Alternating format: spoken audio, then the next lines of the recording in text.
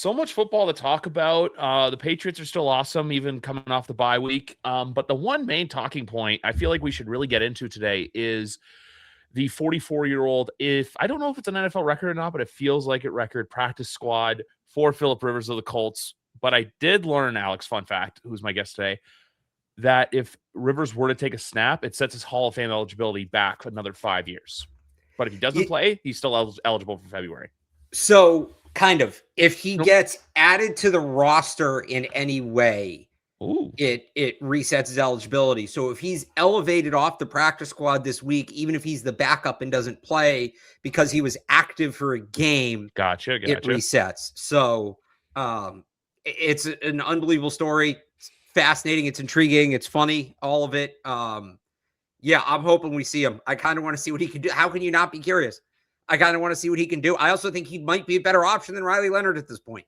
So now the Seahawks defense is very good, but why, like, show us something, right? Give us something to watch. It'd be a ton of fun. And credit to him for, Hall of Fame's. That's a major accomplishment. Even if he wasn't going to get in this year, coming that close, and like ironically, the finalist ballot is due this week. He could be announced as a finalist tomorrow, and then get removed from the ballot on Sunday. So people, like, the voting could start. He could be getting votes. That's not nothing. And we could debate whether or not he's actually going to get in, but that's a big achievement for a lot of people. And, he was in retirement, he was set, and to come back and do this after 5 years off, that's a guy that just loves playing football. There's no other way around it. And, credit to him for that, for really loving the game. I literally saw a tweet about it that was delaying the biggest accomplishment of your life by half a decade for 1 month of winging it around the yard, talking shit with the boys, and showing all these young coaches they don't know it all just yet. Real Hooper. Yeah, exactly. You really can't sugarcoat it any better. And I still feel like he'll be around to get in. I just think this year I have the belief with the Hall of Fame that I think they only want one quarterback a year going in, considering the lineage that's coming up. And I do think this year it's Drew's year to go in, just because I think when you compare the resumes, Breeze obviously would defeat him just because of the accolades plus the Super Bowl. But no, he's going to be one of those guys where his name will always be there. I think he'll see his day eventually. He just may have to wait a bit, because even next year's Ben, and then obviously 2028, we all know who's going in first ballot unquestioned quarterback. But yeah, no, it's one of those fun little quirky stories that's really made the NFL great this year. And even to segue into New England and everything they've done this year at 11-2, which I don't know about you, but it still baffles me to say. As we go there, I was thinking about it. If they were 7-6 or 8-5 right now, I would have been completely okay with it, because that's what I realistically expected them to. But out of everything that's gone on this year, I still feel like not even the Buffalo game was the turning point. I really feel like it was the Buccaneers game that was the turning point, because, that was I know Sunday Night Football, but that was hey, getting to play on the CBS spot. You're going up against a team who a lot of people view in this great limelight. I also say this too, because, divisional football, anything can happen. Hell, the Bills, the Bills lost to Miami.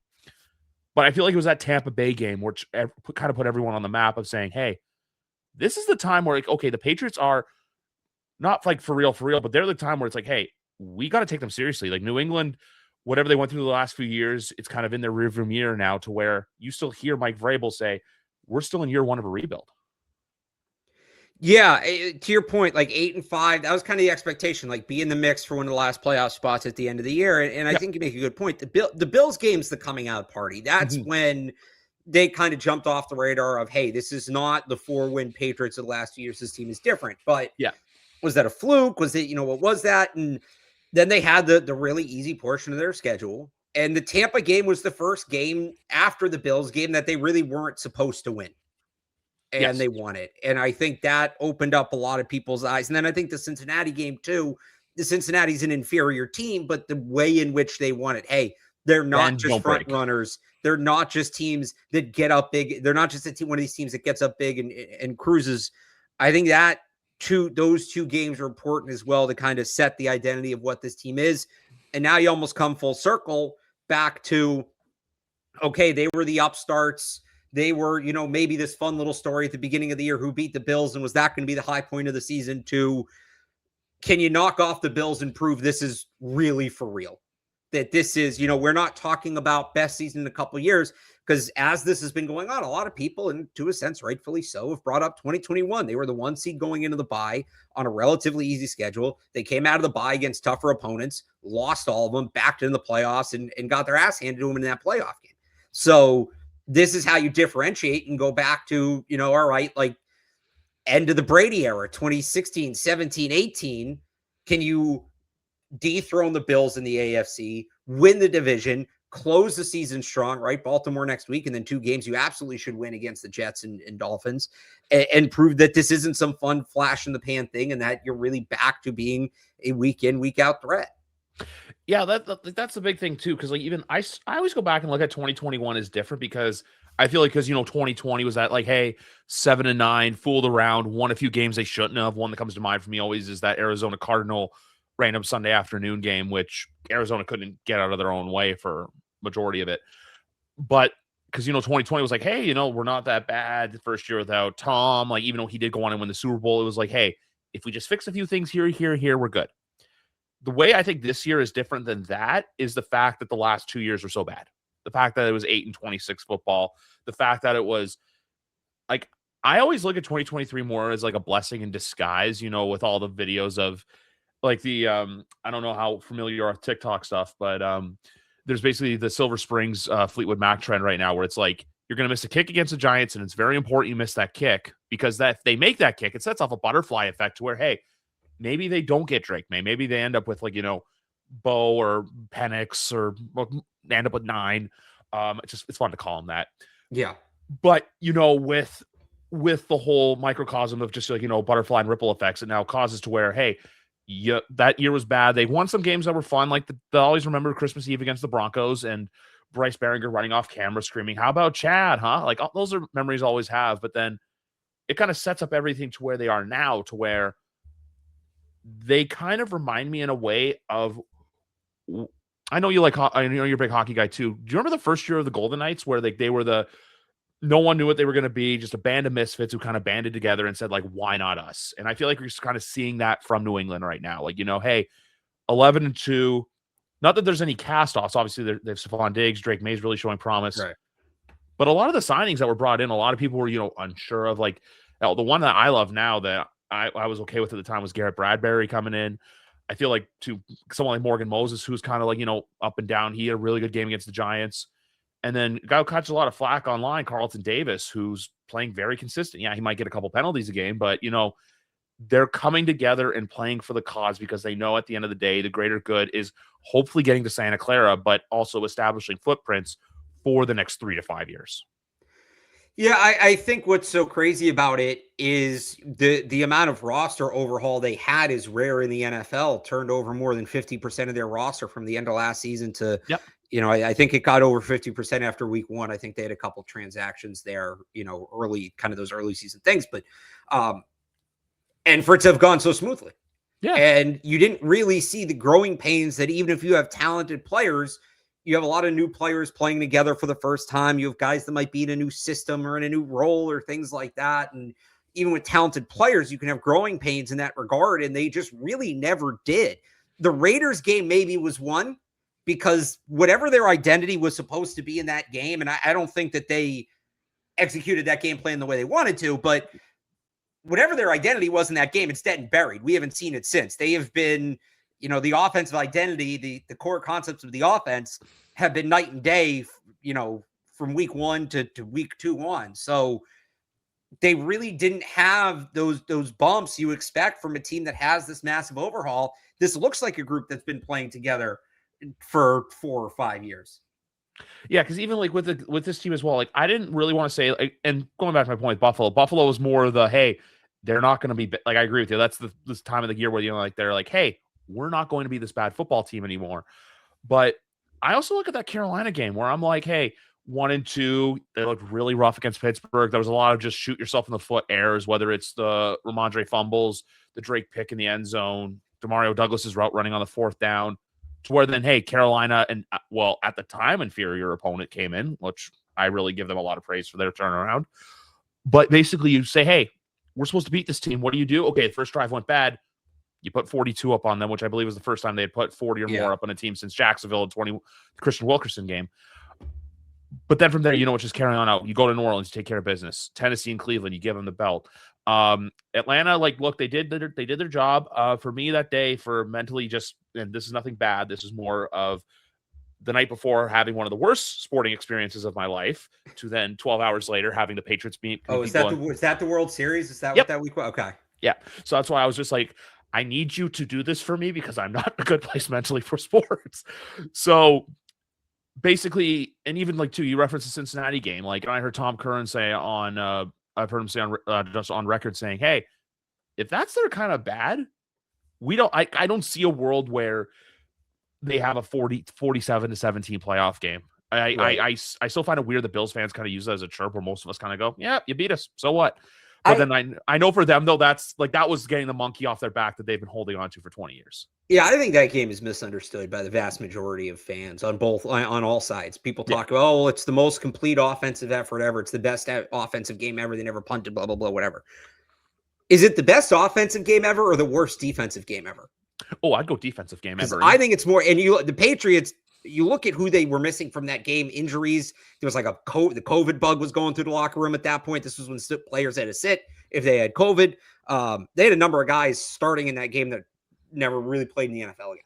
So I call that the worst defense. And look, I mean, credit to the Bills. They took advantage, but to me, that was more about what the Patriots were putting out there than what the Bills were putting out there. But to your point, something I don't think the Patriots have gotten enough credit for this year, and it goes back to that first Bills game, is they did that, and it was like, okay, great.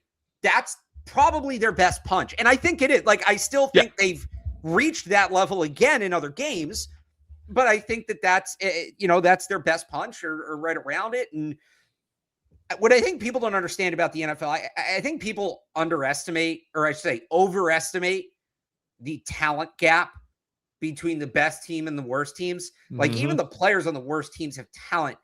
A lot of what sets those teams apart isn't the talent level. It's the consistency of which those players can tap into their best ability. And, the two teams may have the same ceiling, but just the way they're wired, one team can reach that peak 10, 11, 12 times over the course of the season, and one team may only be able to reach it 4 or 5. And you can still win games if you don't hit your ceiling, and you might lose some games where you hit your ceiling. But for the Patriots, to me, it was okay, that's their best punch, but how consistent are they going to be? We saw, even last year when they beat the Bills, they showed a relatively high ceiling in that game. I don't want to say it was obviously a bad football team, but it was okay, this is their best punch. That's actually that level of play can get you by week to week in the NFL. I don't think anybody walked away from that thinking they were Super Bowl caliber team. But it's if you can play like this every week, you're going to be in most of your games, and you're going to have a chance to go 500 people for the playoffs. But because of coaching, because of, I think, the way a lot of players approach that game in the locker room and things it wasn't realistic for them to play that way every week. They got up for that one game for whatever reason they did, and that was it. Well, this Patriots team, week in and week out, you're more or less getting the same effort. After that Bills game, they were up and down the first few weeks. Yeah. And then they kind of just hung steady until the second half of the Atlanta game. They fell off a little bit. Drake London too. Right. And then the first half of the Bengals game wasn't great, but you're really not it's really rare. I can't stress this enough. It's really rare to see an NFL team be as consistent as the Patriots have been to this point. Now they need to finish it.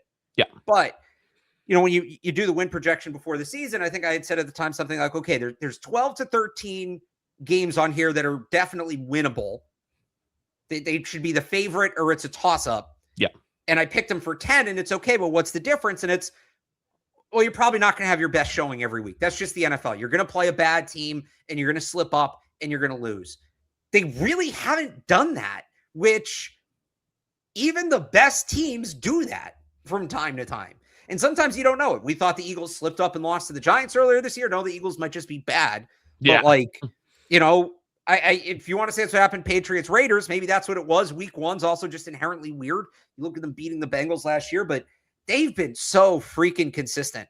And I think in a lot of the growth and just how high that ceiling is, people are caught up in it. And that's fair. I don't fault anybody for it. But also how they've managed to hit that ceiling week in and week out has been impressive as well. Like I referenced them earlier, like even say if they were having a season right now, like what the Carolina Panthers have gone through, started off poor, Right. but look at them though. They managed to go in there, string off some wins, go into Lambeau, beat the Pack. Like The look at the Carolina Packers. Panthers season is basically what I expected the Patriots to be. Yeah, which I think most Patriots fans would have been fine with. Also, the fact that the Yeah. Panthers have a really good defense now. Not really good, but they have some really good players on there who can make key plays, like J.C. Horn, Derek Brown, etc. But with the Panthers, though, that was a franchise that kind of fell into like the NFL's irrelevancy window. Where it's just like you see that Panther logo and you associate it with losing. And I don't think the Patriots were kind of heading in there, but they were kind of like in that, oh, you were back, you were this. Like, even I know, like, we like to joke with Bills fans of, hey, their window's closed. But I really think with Buffalo now, and because I saw it was actually Kay Adams who said this today, this feels like if it's not now for them, it's when, because the two teams who have stood in your way the last 5 years of you getting to your ultimate goal are probably not going to be in the playoffs. Cincinnati, which, look, that's injuries, that just things happen, which that's another topic. But Kansas City's another one, though, where it's just like, I don't think I've ever seen a fan base get more like just caught in the headlights with losing. Like I did a little bit just because I think 2023, I didn't realize how bad Patriots are going to be going into there. But just because it ties into Sunday then, because if Buffalo loses this game Sunday, I think it's going to crush them in the extent which, look, hey, we're all Pats fans at the end of the day. I know you to report for the team, you work for the radio station, but I feel like for them, they had this goal and vision going into the year. Hey, we want the playoffs to run through our stadium. It's the last year in the stadium. We're opening a beautiful new building across the street next year. To where now it's, damn it, that thorn in our side is ruining any chance we have of hosting the playoff run. Go through our town. So for New England, I still look at it as house money. I still look at it as, hey, you know what? They're going to be here. They're going to be fine. But when you look at Buffalo on this flip side, for Sunday, I don't look at them as like, hey, I can look at this game. Hey, they could win it. The Patriots could win. They could lose. But I also am not scared of the Bills. Nothing the defense did against Cincinnati really like spooked me. I think Cincinnati just kind of shot themselves in the foot. And also, weirdly enough, they handled T. Higgins poorly, but that's another topic. But, that's the thing I view Buffalo now where, and I don't know if Bills fans want to admit this, but it's kind of good for the NFL that the AFC East, it's no longer like how the Brady days were, where it's like, hey, Tom has the easiest division in football. He just skates to a division title every year. Now you're going to have it for the next 5 to 10 years where you're going to have Drake. You're going to have Josh. You don't know what Miami's going to be. The Jets, like they're still the Jets, but I feel like Aaron Glenn's the right guy to lead with them. So maybe we get good football in the AFC East. I don't know. I know I kind of I went 3 ways off the wall there, but that's just how I feel because I've had a lot to get off my chest.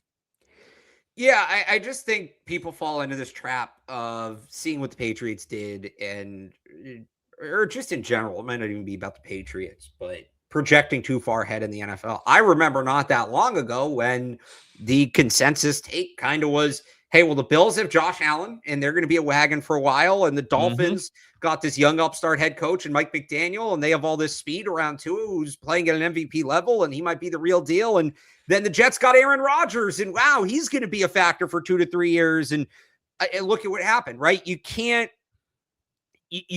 project that far out in the NFL. You really can't do it. Go back 3 weeks. The Colts gave up 2 first-round picks for a zone corner because they thought they were rolling and this was their year. And fast forward, again, 3 weeks, they've signed a 44-year-old out of a 5-year retirement to fill in. Their future is shot, completely shot. Like it is a what have you done for me lately, week-to-week league. And I would caution Patriots fans the same. Like, even if they win on Sunday, it doesn't mean the division is back in New England for the next 5 years. I love that. I'd love to have another run like this, but it's, you want to say, okay, well, Drake May looks like the guy and they're going to have some stability at quarterback over the long term. Sure. There are teams, like a lot of the teams that we think of having stability at quarterback are struggling right now, especially in the AFC. So I always caution people in whichever direction. Don't make sweeping proclamations about the NFL 3, 4, 5 years down the road because things change a lot quicker than you think they're going to change in this league. Basically, what I meant by the statement that I said was, hey, it's going to be competitive in the sense of, you're going to have those debates. Oh, this, like, look at the AFC West this year. There were some people in this earlier in August that were saying, hey, Denver could win the division. A lot of people got laughed at it. If we have kind of like what the NFC North's going through right now, where, Yeah. it's kind of like Green Bay's kind of, have you ever seen the Jordan Love Toyotathon stats where, like, Yeah. Oh, yeah. Oh, yeah. like Toyotathon, it's like vastly different two players. But then you have them, you have the Bears, who all of a sudden have caught lightning in a bottle and kind of got punched in the mouth on Sunday. And then you have the Lions, who they've had a bit of a down year, but I honestly think for them it's not the worst thing, because I think last year they kind of just, kind of skated into the playoffs and were like, hey, we're good, we're invincible, we're going to the Super Bowl. No, you got punched in the mouth, you didn't know how to respond. And then I know Minnesota's bad, but like, hey, McCarthy either develops or you get some more talent around that and build around that defense. It can be like that. So that's what I mean with AFC East. If the AFC East is competitive to where it's a toss-up every year, where every game's competitive, there's no real belt to ass style football games, I think it's better. That's what I'm trying to say. Like, yeah, and like going into next year, I know there's gonna be a lot of people that if the Patriots get off to a rough start, or if they play some teams, because, like, look, they have to play the NFC North, they're gonna play the AFC West. Yeah. They have a much tougher schedule next year. Much tougher. But here's the other thing too, because of the flex that occurred, like you said in your tweet. Now we're waiting all day for Sunday night next Sunday. Yeah. There's probably going to hit the max for either primetime games or at least standalone. They're probably going to get more 425 games, if I had to guess. Yeah, I would think there's going to be a lot fewer 1:00 games next year. They're back. They're back in the national spotlight. They absolutely are. There's no denying that, and they can kind of win. These next 2 weeks, you can kind of cement it, beat the Bills, win the division, go on prime time, have a good showing against the Ravens, beat them, and they're going to be. They could be the most talked about team going into the playoffs, even if they don't get the 1 seed. Yeah. Even if Denver wins out. Now, Denver would deserve a lot of recognition, because if you look at what's left on their schedule, if they win out, that's tremendously impressive. Yes. But there's, the Patriots have a chance. They've catapulted themselves back into the national spotlight, and it was a lot quicker than I think anybody expected. Yeah, like that's what I mean. Like, if this year they had finished out 9-8 or 10-7, you have a bunch of 1:00 games. You get like 2 to 3 primetime games. You get a Thursday night, a Monday night, and maybe if you're lucky, you get a Sunday night. But now you're looking at it and you're like, hey, because of who they play, there's a chance they play on Thanksgiving next year because they're in Detroit.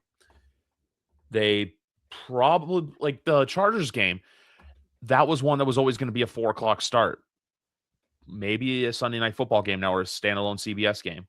And then the other one too is, I look at that Bears game and that screams Monday Night Football or Thursday Night Football, kind of like how the game that our favorite Patriots fan loves to forget in the Chicago Bears game in 22, where it's, here's Mac Jones. Well, it was Mac Jones returning from injury. Here's Justin Fields. Now it's Caleb and Drake, where it's like, hey, what people are referring to right now is the 2 best quarterbacks in the 2024 class. Obviously, look, there's a lot of judge and wait there because Jaden Daniels is hurt this year and Bo Nix is Bo Nix. But even that's another matchup too. Drake May playing Bo Nix next year too.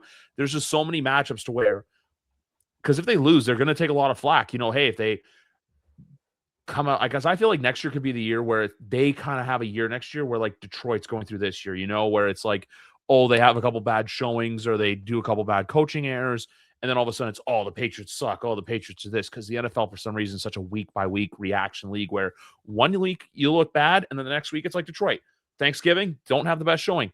Last week, looked like a complete team, what we've come to know them as, against Dallas. So that's where I think it comes from, just tying everything together in your whole, don't get it out of yourself, looking ahead to next year, to where if this team does finish 11-6, 12-5, it's not the end of the world. Like, hell, look at Buffalo now. Buffalo got embarrassed on primetime by Houston, and people wanted the coaching staff fired. Yeah, no, it is. And your point about the primetime game is a good one. Patriots Bears, I would think that's going to be a Sunday night game next year. That's going to be a showcase game. It's not just Drake May versus Caleb Williams. That's a big part of it. Boston, Chicago. Mike Vrabel versus Ben Johnson.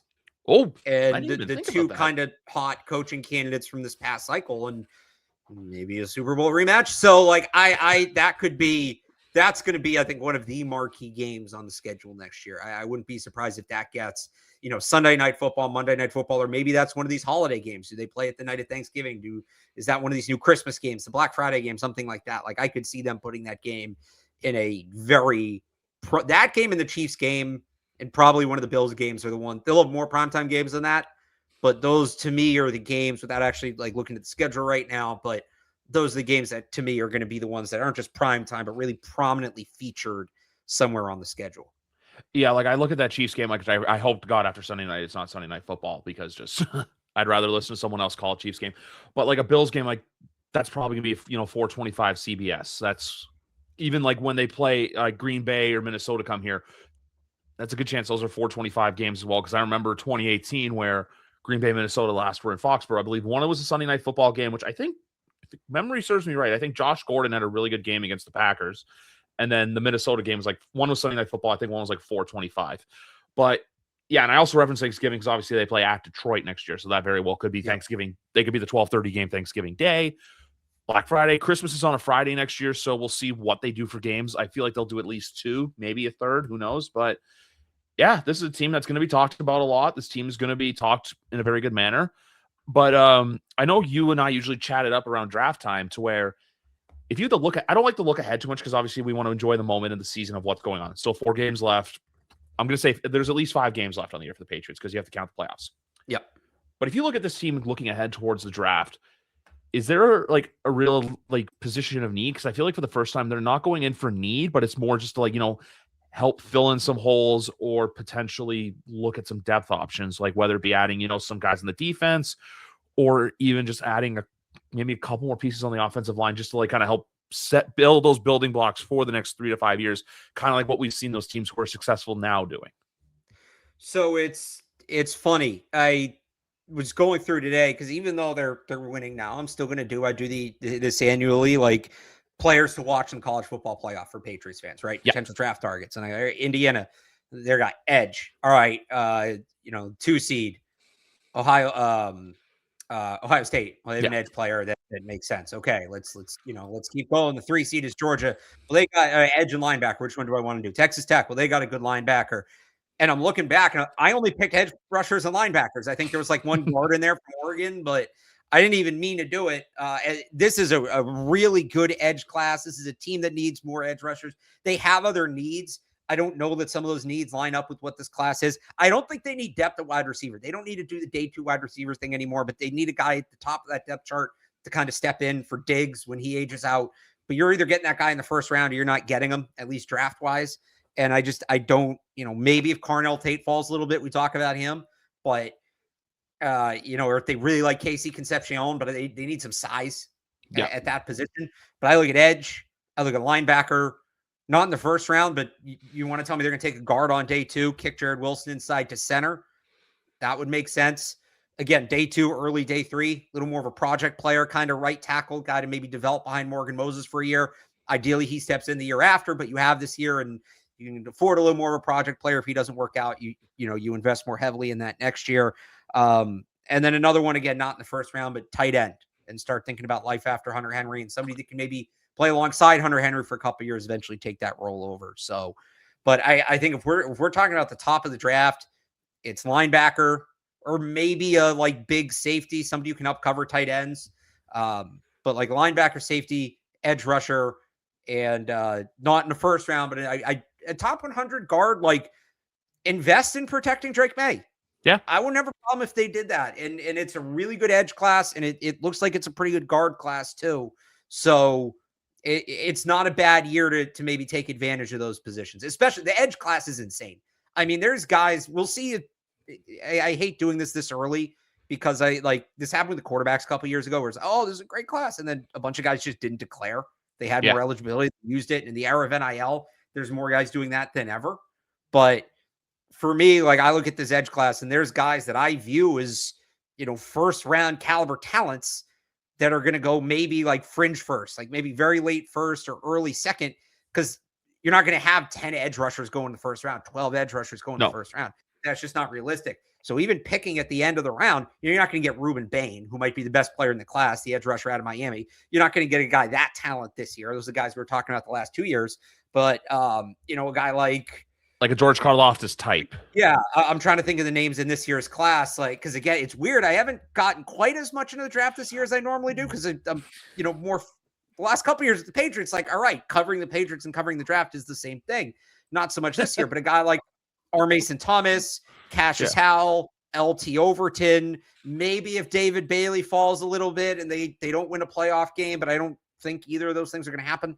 But like, there's some really good edge talent in this class. Cassius Howell, if you want to name Cassius Howell from Texas A&M, his player comp, a number of places I've looked, is Harold Landry. So that's a guy that slots right into their defense, and not just a good player, but is going to stylistically be a fit.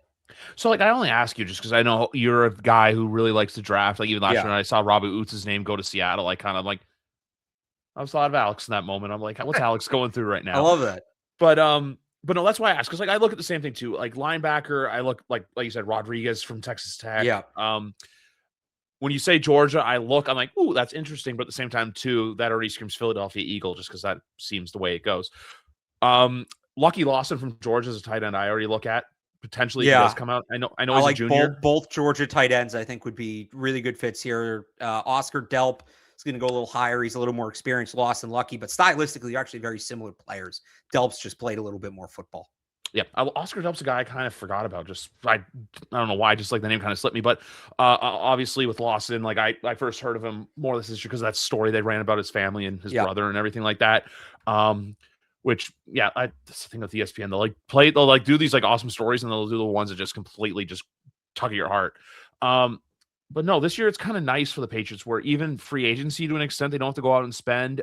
For wide receiver, I know there's some free agents that are being talked about, but if they want to trade for one, there's a wide receiver I've already started kicking tires on. If they potentially would want to do it, it would probably cost a lot, but it's a world where it happens. And it might sound outlandish, but if Dallas really wants to pay George Pickens, and we know Jerry's willing to move off guys, why not give him a call and say, hey, what would you take for like a CD Lamb, for example? Because like I know everyone goes like, AJ Brown and the weird Justin Jefferson reports that have emerged where it's like, which I don't think the Vikings would do that. No, that's a move you don't do if you're the Vikings. I can see Justin Jefferson wanting out of there. The way and I know he was better this week, but the way JJ McCarthy's played, the Cowboys one's interesting. Like, would they pay Pickens and move Lamb, or would they just move Pickens? Because you're probably going to get more for Pickens at this point. Look what they did with Amari Cooper. Yeah, I like Lamb better than Pickens personally. Pickens has been much better this year, but I still see him as a little more inconsistent kind of player. I really like CeeDee Lamb's game. I think he'd be a great fit with Drake May. I would be into that. I would definitely be into that. But there's a number of steps you got to go, and you're probably talking about a first round pick. Yeah, I also say to manifest your destiny, put it out into the universe. But the main reason with CeeDee Lamb is because I look at it. If Jerry's talking so glowingly about Pickens has this great year, he can say to him, "Hey, we do this. We give Pickens the money they can look at, even though they've drafted 2 years difference." CeeDee Lamb had a down year this year, so maybe you don't give up as much. But I look at the AJ Brown stuff. We know it's out, but I feel like Philadelphia is going to look at a new. I'll say this with the New England thing. If the Patriots were in that situation, kind of like when the Bills made the Diggs deal in 2020, where it's kind of like, hey, we need to get him out of here. You could probably pay less for him. But the fact that the Patriots are in the position they're in, I feel like Howie would probably drive the price up a little bit. So I don't know if the AJ Brown move is the right one to come here. I know everyone wants him to, the ties to Tom Brady, getting the sign. I believe Brady or an Edelman jersey, the video on when they beat Kansas City in the AFC Championship game. But I look at CD or even a Justin Jefferson to where now it's like, yes, but I feel like with Jefferson, you're going to have to pay the Holy Trinity package to where Jefferson's going to be exorbitant, and I wouldn't necessarily turn it down, but you really got to feel like you have some creative ways to get better defensively, get better on the line, because it's kind of the last major move you're making for a while if you make that move. I mean, because you're going to bring him in, you're going to pay Gonzalez, you're going to pay Drake May, and there you go. Like, that's kind of the finished product. So, but I wouldn't necessarily do in a few years, right? And then Will Campbell. I wouldn't necessarily say no, but I'd have to see. But that to me, if they're going to make a move at wide receiver, they're going to make a splash wide receiver. I would almost rather see them, trade the first round pick and get one of those guys than, for where they're picking. I like Jordan Tyson. I like Carnell Tate. They're realistically not going to be in range to draft those guys. Yeah. So if you want that kind of player, I think you're probably looking at a bringing in an established NFL player. Or unless they purposely tank next year and ended up with one of Williams or Yeah, I'd rather they not do that personally. It's just a joke. It's just a joke. Yeah. But I'm just saying, because I know next year's draft is the one where if you need offense, there's going to be you're going to see a lot of teams. Those future firsts are going to be very valuable commodities this year. So like, the Titans, I know Titans fans are drooling because they were going to get the top pick and already have the quarterback and be in position to trade down as Fernando Mendoza's looking good. And they were like, we're going to get a future first. We're going to be in position to move up, get Jeremiah Smith, blah, blah, blah. And then they they beat the Browns, and that changes a lot of the math on it. But yeah. I also just look at it too, like when we talked to obviously with the Colts being in a bad position, there's no other team that's in a worse position right now than the Atlanta Falcons. Like, look, you're giving and I know everyone's talking about Kansas City. Oh, they're going to do this for Jeremiah Love. What if the Rams say, hey, we could just use a running back to bolster our roster, and then they scoop them up. But no, with the draft this year for the Patriots, it's going to be nice to watch it to where, hey, there's not a lot of worrying about it. It's about filling holes, kind of like the same thing with free agency. But then I think people are going to start realizing that, hey, they're going to have to pay Gonzo probably 25 to 30, somewhere in that range. Demario Douglas, I know it's not going to be an expensive contract, but still, let's say probably 10 to 15. Same with Booty probably as well, which I was always a man that I was worried he was going to be on the outside, kind of like what happened to Kendrick Bourne, which I still give him props for finding a good home in San Francisco. But with Booty, I think we really are seeing the player that 2023 draft class was a nice going away present for Bill Belichick, wasn't it? Yeah, Booty's going to be an interesting one because all these contracts are based on precedent, right? The teams and the players each look, here's a guy, similar draft standing, similar production, on and on and on, and this is what they got. And there's not a lot of players at that position in particular. Like wide receivers, the first year is usually pretty indicative of what that player is going to be in his career. You don't see many guys who don't produce their first year. And I know he wasn't playing, but that ties into it. You don't see many guys who don't produce their first year and then go on to become these starting caliber players. So they're going to probably have some trouble finding a comp when it comes to Kayshon Boutte. That's probably going to be tough for negotiation. Like Pop Douglas, there's players in the league that compare to him, and whether they want to pay him or not is another conversation. Like we'll see, but they should be able to find a comp and kind of find a realistic dollar amount. And it's just the Patriots want to pay it. Pop willing to play for it. Like Boutte, you're going to kind of have to start that one from scratch. And that's one where I wonder, are both sides better taking the bet and playing out the contract here? I think for Douglas, it's going to be more about, is this the best I can get now? I feel like it's going to be, hey, kind of like what Marcus Jones went through, which now looks like a steal of a contract just with everything that's gone on. But with Boutte, though, it's a very interesting point. Just, hey, I had this great breakout year. Obviously, I know Marvin Harrison Jr. is going through some stuff right now. That's also, I think that's also more team related than anything else. But no, with Kayshon, it's gonna be a very interesting one. I can see that going off to where fans are kind of holding their breath, and then say if he does do what Marcus Jones just did, October, he's having a good year. They're like, hey, we're gonna come to you with a contract. Here you go. Because I don't think because there's no one of the Patriots right now that screams, I'm not playing unless this. Like, I think they're gonna know, hey, we're gonna give Christian what he wants. We're gonna give Pop like market value, and then Kayshon, it's gonna be probably maybe before camp, maybe during the season. I think maybe that's where the framework kind of comes in, where they're like, hey, this is what we're offering you. And then it's like up to people, like whether it's Alex, whether it's Doug, whether it's Callahan, etc. The great Patriot supporters that cover this team, like this man right here, to basically report on it and say, hey, this is what happened. And then you can kind of not press him, but kind of ask him like, hey, what's going on here? Then you can kind of see where it's like him betting on himself or the team not giving him what he wants. But at the same time too, it feels like one of those tough negotiations to where, like, I don't know how many teams would go out there, would not pay for a 6th round pick for wide receiver, but like, is he going to get better on anywhere else? Like, I don't look at 2021, the David Andrews negotiation. Remember where a lot of people thought he was going to leave, and then all of a sudden, hey, no, I'm staying. I can see the same thing happening for Boutte. Yeah, again, it's going to be an interesting one. There's just I go back to, there's not a lot of precedent for it, and those are the ones that can get a little tricky. Because he's also not a player that's going to like reset the market, right? Like he's going to get, I mean, who knows, maybe he goes off next year, but he's probably not a player that's going to reset the market. So that one's going to be a little more complex. Yeah, that's the $1 million question with that one. It's going to be, that's what I mean, like by complex. Like I feel like there'll be offers probably try to be made before the season, but if it's one of those ones where it's either during camp or during the beginning parts of the season, kind of like what I said when Marcus Jones hit his contract, it Right. wouldn't surprise me either. On the note with just the draft and college, and you talked about the playoff and everything like that, obviously, more than anything else, like, you can put aside what you think about the rankings. I think the committee was always going to do what they did. They never really make too many splashes, but the Notre Dame not wanting to play in a bowl game just because they think they're not better than everyone else, but it's like, oh no, we only play off or bust. I just think it's silly because at the end of the day, yes, you want to win national championships. You want to be these like prominent schools and be featured. But at the same time, too, you got to remember these are kids. And for 98% of your team, that's the last time a lot of those guys are going to put on the pads. Like I just played high school football, and I remember the last time taking off those pads. It's not a fun feeling. So I can only imagine what a good amount of that roster is going through right now. Yeah, I mean, it comes down to, well, how many players would have opted out of the bowl game, and that's just modern college football, right? And how many players wouldn't have played? I think it's kind of petty and it's kind of fair. The system's broken, and I think the committee got it right within the system that exists. Yeah, I think there has to be a better system than what exists, though. And I initially liked that a Group of 5 team got an AQ. I think it's, that's a good thing, but, looking back on it, maybe there should be some sort of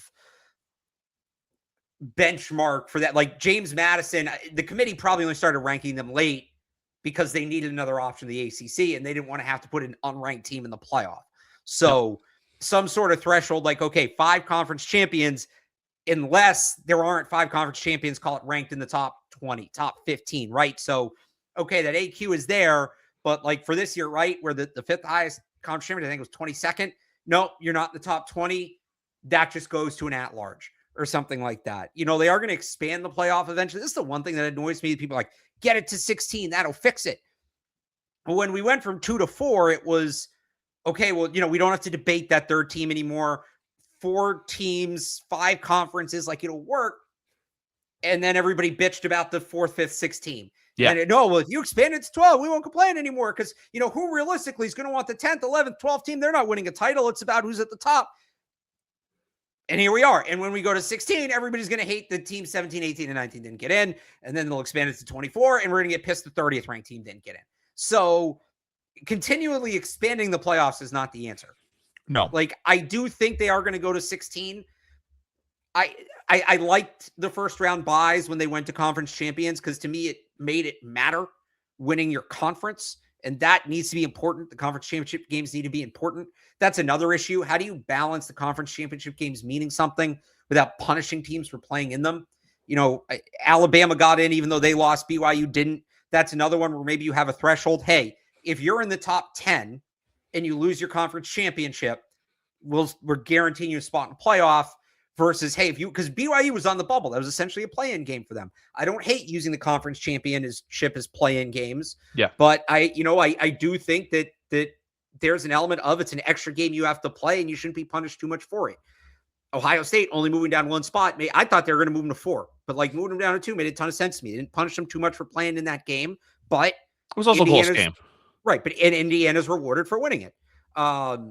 So it's just, I could go for an hour on this. There's also the element of the conferences are too big.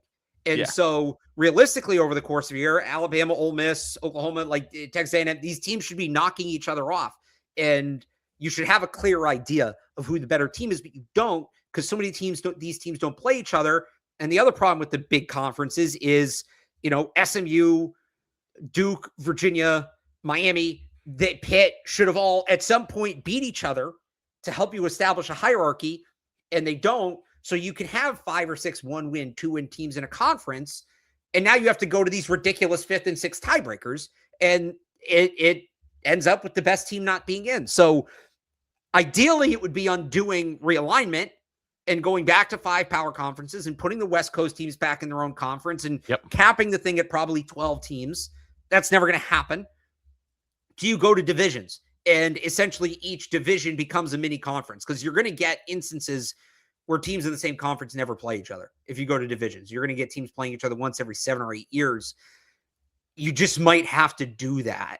And it would kind of help with the regionality of it. Like in the Big Ten, you get a couple more West Coast teams in, and now you have Washington, Oregon, USC, UCLA, You add 2 more, that's a 6-team division, and then maybe like a 10-team division that's the old school Big Ten or whatever. Like, I don't have the exact numbers off the top of my head, but Yeah. you know, now at least, okay, well, maybe you're going to get teams that complain that they got left out. Well, we were the second best team. We were second in the division, but like, okay, everybody in the division played each other. So you have a much better idea of who the best team is. And everybody in the other division played each other.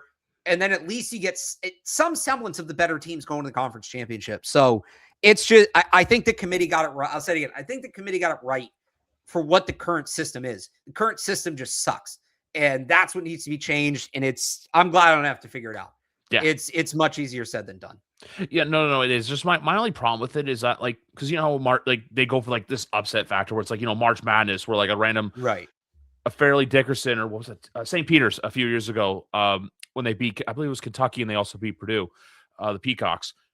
You don't get that in football because the difference between 1 to even 12 is this. Meanwhile, college basketball, it's a little closer, like where it's a little more level playing field. To where I think if you start expanding, because like eventually if you expand to, what is it, 16, like how many teams get a bye, you know? Do you play, and I with the whole bowl game thing, I don't know what it is. I also still have the belief that you should always just play that game in Pasadena, because that's still my favorite football game, non-Super Bowl game of the year to watch, just because there's something about New Year's Day, the stadium, the background, just the lure of it. Chris Fowler, Kirk Herbstreit always on the call. You know, like I feel like that's just college football personified, is the Rose Bowl.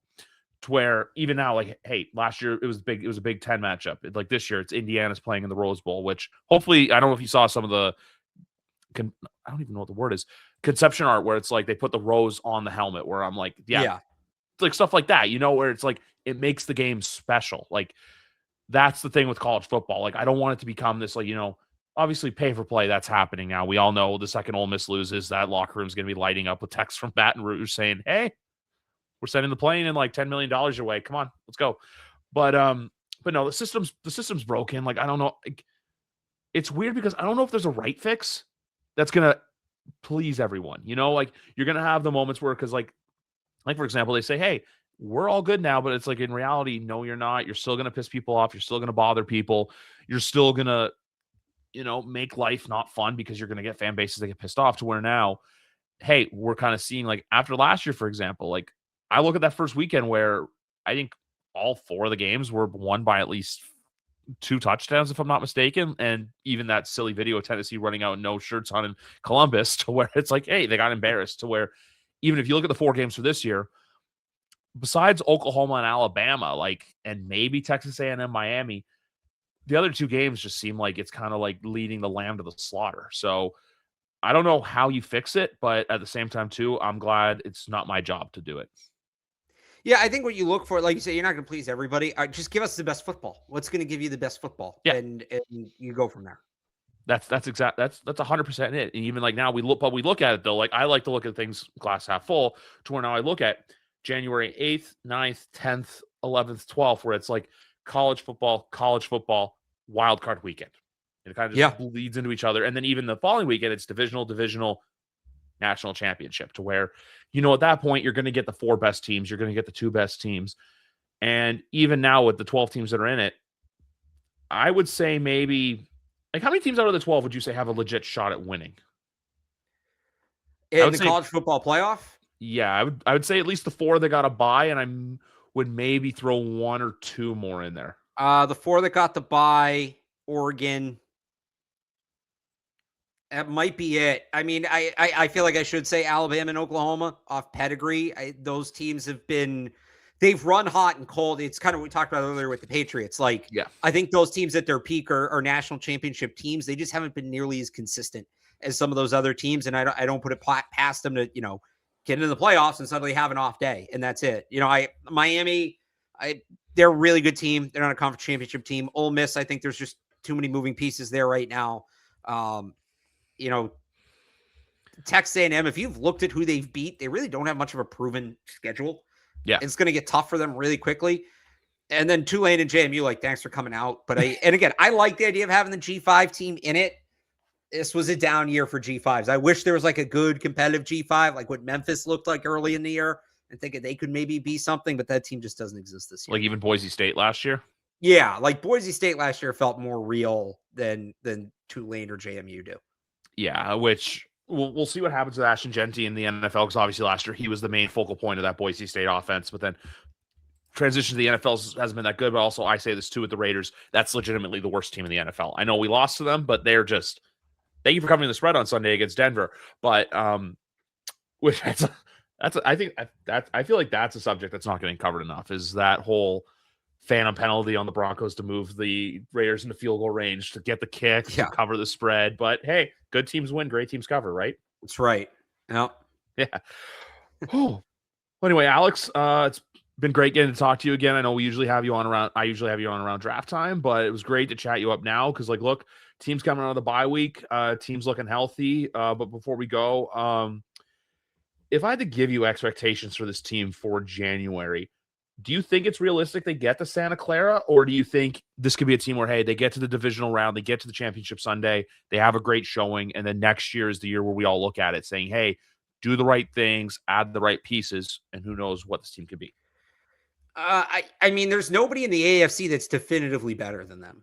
Going to Denver would be a tough task. If Houston sneaks in there, the way the bracket works out, that's going to be a tough game. Buffalo beating a team 3 times in a season is not easy. If they beat them this week, or even if, just beating them twice, it would be tough. So yeah, there's no, they're not definitively better than some of these. They're definitively better than some of these playoff teams, but not all of them. And I don't think any of the teams are definitively better than them. So they can get there. They're going to have to, take it up a level from kind of where they've been the last few weeks. I don't think they can play the way they played, for instance, against the Bengals and beat some of these teams. But if they come out and play their best game, like, I don't think there's any team you look at and just say, well, that's where the road ends. Like, that's just it. So, and then there's teams in the NFC, I think, like the Rams are definitively better than them. The Rams are a better team, but you get to the Super Bowl and anything can happen. Yeah. The Rams have definitively been the better team than them in the Super Bowl before, and we all know how that went. So, I think they can. I got to see the bracket. I'm kind of hemming and hawing the take of, are they going to make the Super Bowl? I don't know. But it's not unrealistic. It's not something dumb to talk about. I'm not saying book the tickets, but I'm also saying if you can get, refundable tickets, it wouldn't be the worst idea to throw something at that before the prices go way up. Yeah, if you want to book your Santa Clara hotel rooms, which, yes, folks, the Levi Stadium's in Santa Clara, not San Francisco, you do so. My only thing is just they've been playing with house money to where in the moment it'll suck, but like I said, I just went through a similar situation, team with no expectations, got to the championship game. Obviously, look, that hurt me more than any Patriots Super Bowl loss. I'm not afraid to say that. Stupid bastard signed Edwin Diaz. But that's to where I asked that question, to where if they lose in the moment, you're going to get the people coming out and going, oh, see, this team was a fraud. Oh, see, this team was this, to where most Patriot fans are going to look at it and go, hey, it sucks to lose. But at the same time, too, this team won 4 games last year, finished, who knows if they finish. I still think 14-3 is probably the realistic thing they finish. I still think they're going to, look, everyone has their day. I want to say 15-2. It wouldn't shock me to see them finish 14-3. Maybe Broncos finish 12-5. Who knows? Maybe Broncos finish, 13-4. We just don't know that. But at the end of the day, all we can be thankful for as Pats fans and people who cover the team like you, is that you're getting good football in December. Because I know the last 2 Decembers have been rough and ugly. To me, it's good, meaningful football in December and January. It's really what we were hoping for at the start of the season, and here we are. That's exactly it. Folks, episode number 412 is in the bag. Thank you once again to 98.985's Alex Barth for coming on. It was always a blast getting to chat up as usual. Thanks for having me. But anyway, guys and girls, go Pats, and let's just keep this train rolling. AFC East hat and t-shirt game potentially coming Sunday afternoon. Have a good one, everybody. Thank you.